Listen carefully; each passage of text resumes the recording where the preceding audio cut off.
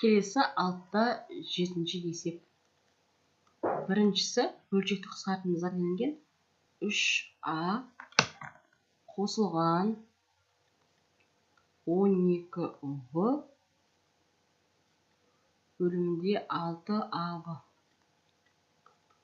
Бөлшектің алымынан 3-те жақша сыртына шығарып жібереміз. Сонда іштегі қалады а қосылған 4v бөлімінде 6av тең 3 пен 6-ны қысқартсақ 2 болады. Сонда а қосылған 4v алымында бөлімінде 2av қалады екен.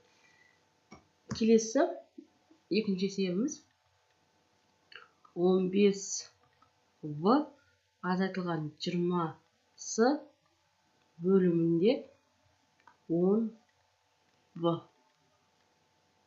Жақшаның сыртына 5-ті шығарып жіберем. 3v қалды, азайтылған 4-сы қалды. Бөлімінде 10v қалды. Қысқартып жіберетін болсақ 2 болады. Сонда 3v азайтылған 4-сы бөлімінде 2v ғана алады екен. Келесі үшіншісі 2a азайтылған 4 бөлімінде 3a азайтылған 2 тең алымынан біз 2-ні шығарып жіберсек а азайтылған 2 қалады. Бөлімінде 3a азайтылған 2. Жақшаларымыз жойылып кетеді де 2 бөлінген 3 ғана қалады екен. Төртіншісі бізде 15x y қосылған 2 бөлімінде 6y қосылған 12 тең. Алымы жазып қоям. 15x y қосылған 2 бөлімінен 6-ны жақшаның сыртына шығарып жіберем. Сонда y қосылған 2 қалады екен. Жақшаларымыз жойылып кетеді. 6 мен 15-ті қысқартсақ болады. Бізде 3-ке қысқартсақ 5 болады. 2 болады. 5x бөлінген 2 қалады екен. Келесі бізде бесіншісі a минус 3v a квадрат қосылған 3av тең. Бөлшектің алымын дәл сол қалпында жазып қоямын. Бөлімінен a-ны шығарып жіберсек a минус 3v болады. Жойылып кетеді де бізде 1 бөлінген а ғана қалады екен.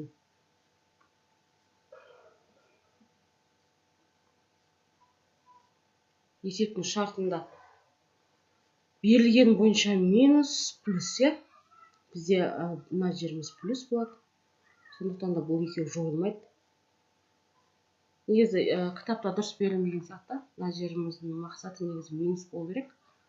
Сол кезде минус болса, минус болып жойып жібереміз да. Бесінші есепте егер кітаптағыдай плюс болатын болса, жойылмайды, дәл осылай қалады. Ал егер мына жерге минус қойып жіберетін болсақ, минус болады да, анамен жойылып 1 бөлінген а болып шығады. Алтыншы есеп 3x квадрат қосылған 15xy бөлімінде x қосылған 5y тең. Алымынан жақшаның сыртына 3x-ті шығарып жіберемін.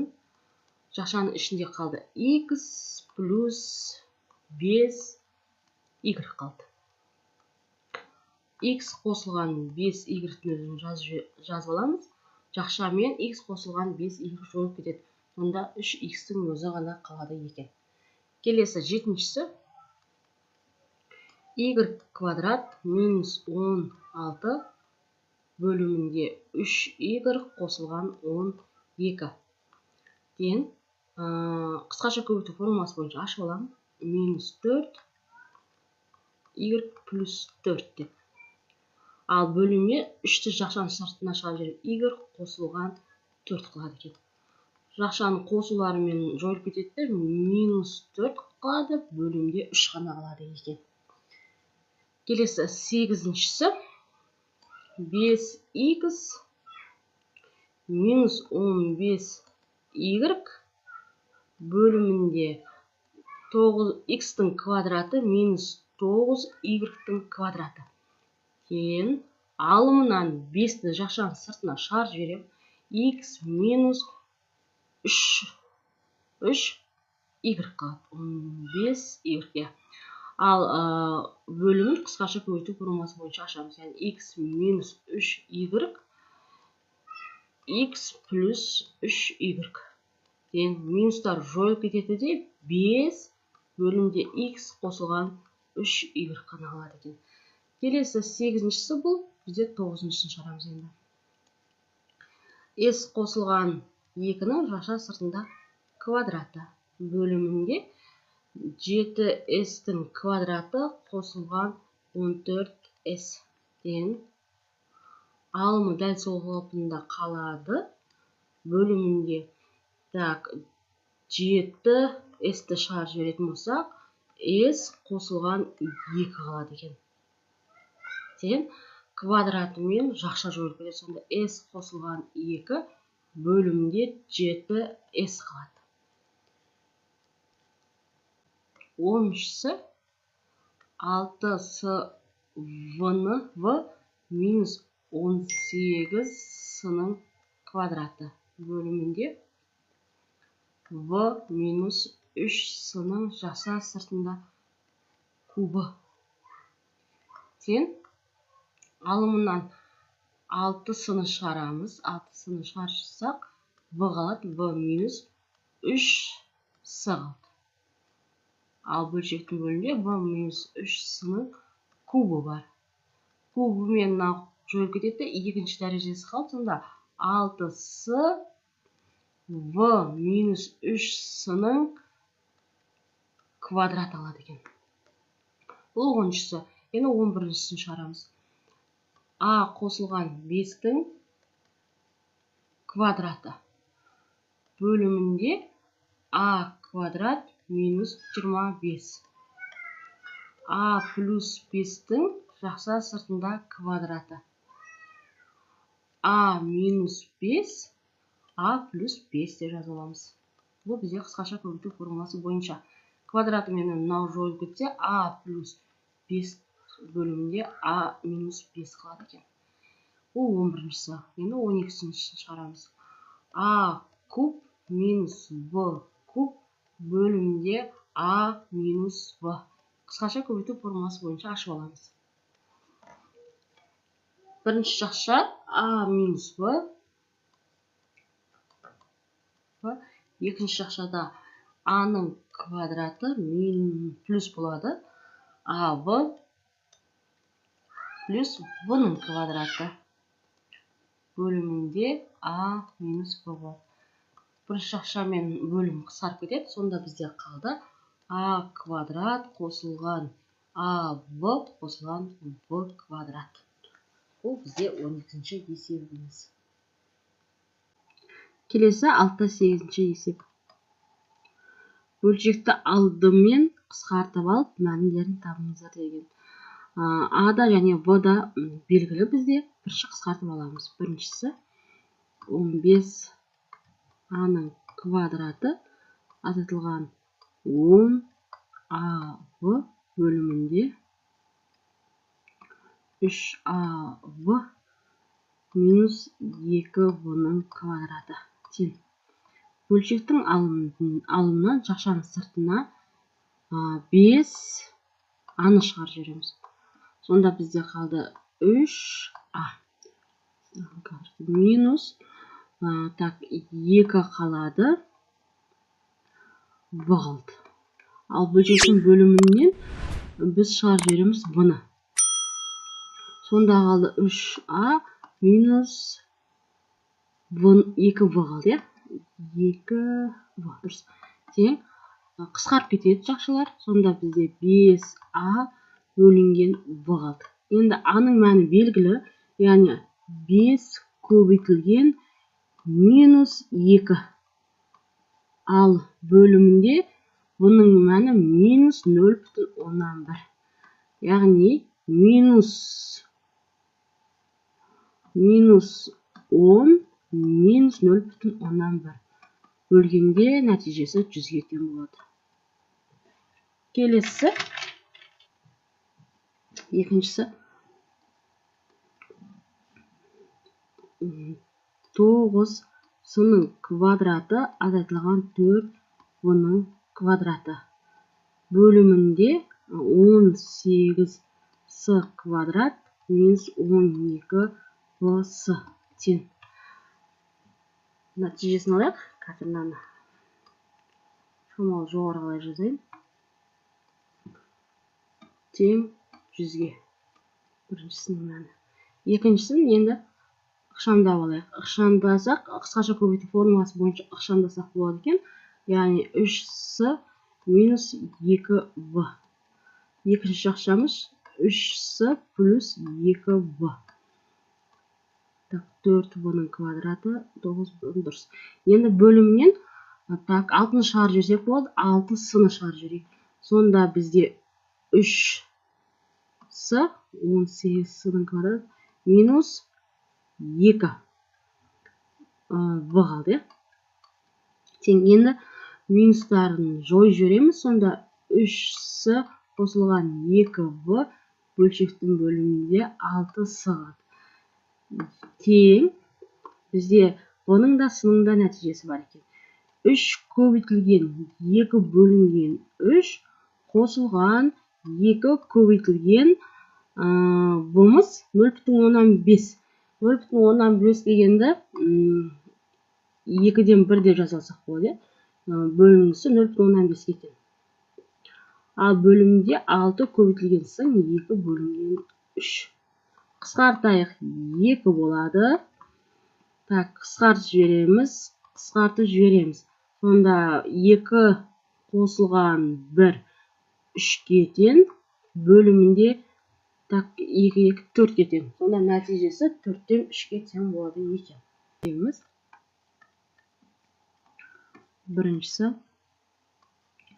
3a қосылған бұның квадраты 9a квадрат қосылған бұ. Тең, квадратымен жақшылық жойылып кетеді. Квадратымен a жойылып кетеді. 3 пен 9 қысқартсақ 1 3 болады. Сонда нәтижесі a қосылған v болады алымында. Бөлімінде қалды бізде 3a-ның өзі. Келесі есебіміз екіншісі 10a квадрат v. Жақшада x азайтылған y-дің квадраты бөлімінде 15a-ның 4-ші дәрежесі v x азайтылған y-дің кубы. Тең. Жойылып кетеді. Не жойылып кетеді? Куб жойылып кетеді бізде. Бұларымыз жойылып кетті. Екінші дәрежесі кетсе, 4-тің екінші дәрежесі ғана қалады. Қысқартамыз 5-ке 2 болады, 3 болады. Сонда 2 бөлімде 3a квадрат x азайтылған y қалды.